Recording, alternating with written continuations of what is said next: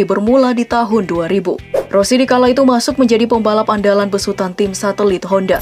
Balapan yang berlangsung di sirkuit Donington ini begitu amat membekas. Bagaimana tidak, meski start di posisi keempat di akhir lap, Rossi berhasil menyabet kemenangan pertamanya di seri tersebut. Persaingannya dengan pembalap Kenny Roberts terus tersaji sepanjang 30 lap berlangsung. Hingga pada akhirnya Rossi sanggup mengungguli dan keluar sebagai juara dengan selisih waktu 0,395 lebih cepat.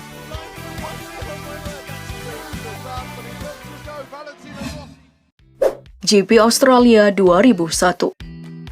Di tahun 2001, tepatnya di sirkuit Phillip Island, Australia, The Doctor kembali menunjukkan tajinya. Kemenangan dramatis atas rivalnya saat itu, Max Biaggi, menyajikan tontonan begitu sangat menegangkan di setiap lapnya. Pada lap terakhir, kedua pembalap ini tetap berjibaku untuk mencapai finish duluan. Namun Dewi Fortuna lebih berpihak kepada Valentino Rossi saat itu. Bayangkan aja, jarak mereka hanya terpaut 0,013 detik saja saat menyentuh garis finish. Itu bahkan mengalahkan waktu kedipan mata manusia yang rata-rata diketahui 0,35 detik. Di tahun ini pula, title juara dunia pun berhasil ia sabet di tahun itu. Hal serupa kembali terjadi di seri yang sama di tahun 2004. Kali ini ia beradu kecepatan dengan Sete Gibernau. Persaingan di posisi terdepan terbilang cukup sengit. Bahkan hingga putaran terakhir, keduanya tak mau kalah untuk mampu finish di urutan pertama. Namun kemampuan dan keputusan tepat yang diambil oleh Rossi di setiap tikungan tajam yang menjadi santapan empuknya di lap terakhir mampu membuat rivalnya angkat topi setelah tertinggal 0,97 detik saat mencapai garis finish.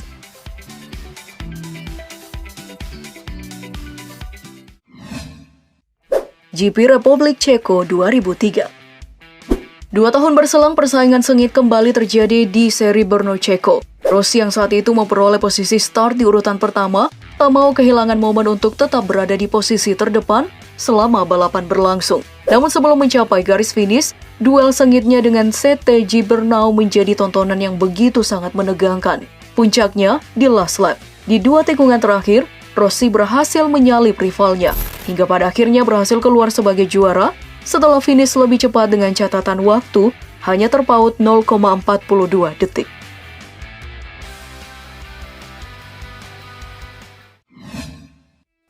GP Afrika Selatan 2004. Gak kalah seru dari sebelumnya, setelah cabut dari tim Honda, debut perdana pemilik nomor 46 ini di tim Yamaha menuai hasil positif saat beradu cepat di sirkuit Welcome Afrika Selatan tahun 2004. Kali ini ia kembali berduel dengan rival beratnya Max Biaggi. Aksi saling salip menyalip disajikan kedua pembalap ini di tiap lap. Hingga pada akhirnya di tiap tikungan terakhir sebelum finish, Rossi akhirnya berhasil memimpin balapan sekaligus keluar sebagai juara dengan selisih waktu 0,21 detik saja auto lovers. Emang si doi terkenal banget dengan skillnya di tikungan untuk menyalip lawannya.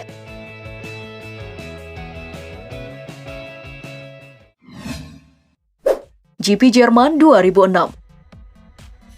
Lalu pada tahun 2006 meski start di posisi ke-11 di seri MotoGP Jerman, skill dan kemampuan pembalap asal Italia ini memang gak ada duanya. Setelah lampu start dinyalakan, ia perlahan-lahan berhasil menyalip pembalap lain di depannya. Bahkan, pada lap ke-6 Rossi sudah berada di posisi ke-5 dan terus menggeber motornya untuk merangsek naik di posisi teratas. Hingga saat balapan menyisakan 3 lap, duel sengit lagi-lagi terjadi. Kali ini ia beradu pacu dengan pembalap Fortuna Honda, Marco Melandri.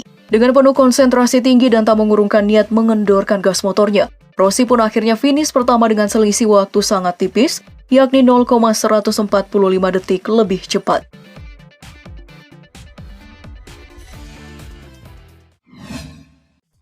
GP Spanyol 2009. Sementara itu, partnernya di tim Yamaha saat itu, Jorge Lorenzo, menjadi pesaing terberatnya saat balapan berlangsung di sirkuit Catalunya, Spanyol di tahun 2009. Rossi bahkan harus bekerja lebih ekstra agar bisa naik podium sebagai juara. Sejak awal balapan, pemilik nomor 46 ini terus membuntuti Lorenzo. Di lap 3 tersisa, persaingan kedua pembalap ini semakin memanas.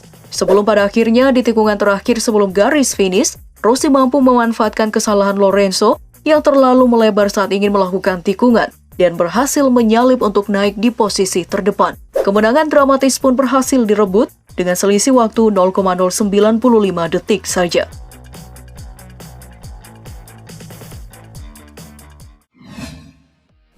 GP Malaysia 2010. Yang gak kalah dramatisnya di sepanjang karir balap Rossi tersaji saat balapan berlangsung sirkuit Sepang, Malaysia tahun 2010. Pada awal balapan ia sempat berada di posisi ke-11, namun kepiawaiannya dalam menggeber kuda besinya begitu sangat fantastis. Lap demi lap posisinya terus merangkak naik. Di 10 lap tersisa, jual beli kecepatan pun terus ditampilkan oleh Rossi dan Andrea Dovizioso yang terus menempelnya dari belakang. Bahkan hingga final lap pun jarak mereka begitu sangat dekat. Namun hasil akhir berbicara lain. Rossi pun berhasil keluar sebagai juara dengan keunggulan waktu 0,224 detik.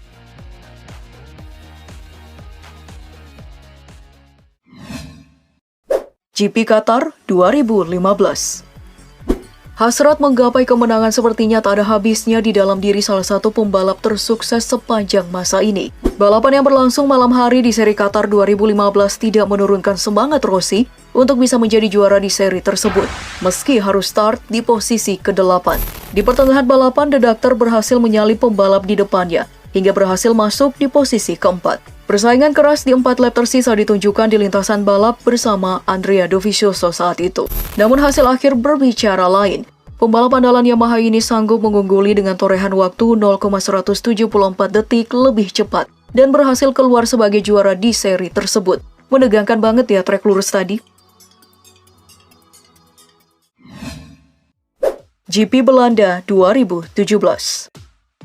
Di tahun 2017, tepatnya di sirkuit Assen, Belanda, The Doctor kembali membuktikan dirinya yang terbaik setelah melibas penuh persaingan dengan seluruh pembalap di 26 lap. Pesaing terberatnya kala itu adalah pembalap Danilo Petrucci. Sejak 4 lap tersisa, kedua pembalap ini semakin memperlebar jarak dengan dua pembalap di belakangnya, yakni Marquez dan Dovizioso. Walaupun sempat tertinggal, di 3 lap terakhir Rossi berhasil menyalip pesaingnya dan mempertahankan hingga garis finish dengan catatan waktu terpaut 0,063 detik saja. Kemenangan ini pun tercatat sebagai yang terakhir ia capai hingga saat ini. Wah, semoga bisa kembali gacor ya di MotoGP selanjutnya kalau sudah digelar kembali.